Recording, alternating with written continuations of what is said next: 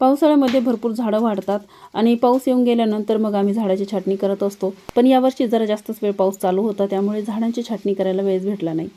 तर आज सकाळी सकाळीच यांनी झाडांची छाटणी करायला घेतली। सीताफळाचे झाडं छाटले आणि अशा पद्धतीने ते फांद्या छाटून वेगळ्या करत होते आणि पाला छाटून वेगळा करत होते, जेणेकरून हा पाला आपल्याला कंपोस्ट करण्यासाठी कामा येतो। कंपाऊंडमध्ये गवतही भरपूर झालं होतं आणि गवत काढता काढता मला काही झाडांचे रोपं भेटले। असे झाडांची रोपं मला नेहमीच भेटतात अगदी फ्रीमध्ये। गार्डनमधले सर्व कामं आवरल्यानंतर आम्ही फ्रेश झालो, त्यानंतर जेवण केलं आणि त्यानंतर पुन्हा आम्ही टेरेसवर गेलो। टेरेसवर आज झेंडूचे फुलं खूप सुंदर फुललेले होते आणि इथे मी काही फळभाज्यांच्या बिया लावल्या होत्या ना, तर त्या सर्व बिया अंकुरित झाल्यात आणि अजून काही बिया अंकुरित होतच आहेत।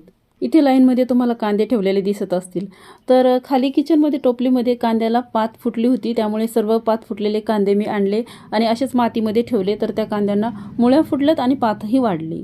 इथे पालक भाजी पण छान आलेली दिसते बघा। पालक भाजीचे मी काही बिया लावल्या नव्हत्या, बाजारातून पालकची जुडी आणली होती, त्या जुडीचे भाजी केल्यानंतर जे देठ उरतात ना, तेच मी लावले होते, तर एवढी छान पालक भाजी आली। टेरेसवरून खाली आल्यानंतर आम्हाला प्यायचा होता चहा आणि आज जरा थंड वातावरण होतं आणि माझं डोकंही दुखत होतं, त्यामुळे आज जरा मी चहा वेगळ्या पद्धतीने बनवला।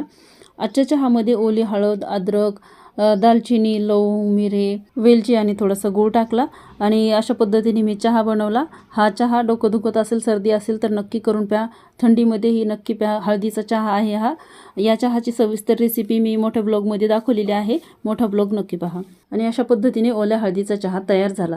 चहाचा घमघमीत सुगंध दरवळत होता सर्व रूममध्ये। आज जरा वातावरण थंड होतं आणि डोकंही दुखत होतं, तर हा ओल्या हळदीचा चहा पिल्यामुळे ना एकदम मला छान वाटलं, एकदम फ्रेश वाटलं। तर तुम्हीही सर्दीमध्ये थंडीमध्ये असा ओल्या हळदीचा गुणकारी चहा नक्कीच करून प्या। आजचा हा छोटासा मिनी ब्लॉग तुम्हाला आवडला असेल तर लाईक करा आणि चॅनलला सबस्क्राईब करा। Bye bye.